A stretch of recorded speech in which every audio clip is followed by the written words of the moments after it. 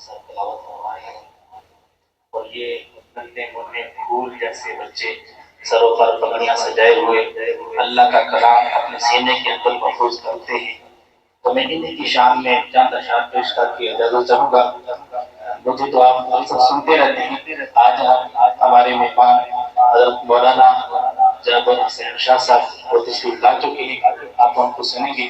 میں انشاءاللہ 2 منٹ میں اپنا کلام پیش کر کے آپ سے اجازت چاہوں گا۔ شاعر نے بہت خوبصورت انداز میں مدارس کی شان بیان کرتے ہوئے کہتے ہیں، سر پر پگڑی منہ پر داڑھی، وہ پیچھے والے بھی کہتے ہیں سبحان اللہ۔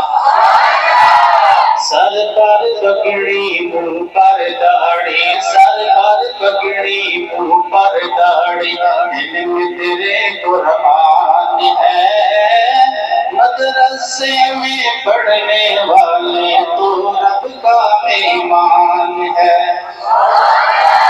سر پر پگڑی منہ پر داڑھی، سر پر پگڑی منہ پر داڑھی، دل میں تیرے قرآن ہے، مدرسے میں پڑھنے والے تو رب کا ایمان ہے، تو رب کا ایمان ہے۔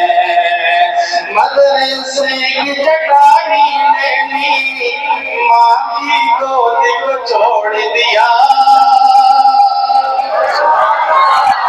یہ دیکھیں نا ننھے منھے چھوٹے چھوٹے بچے اپنے گھر بار والدین کو چھوڑا، نیک بھوک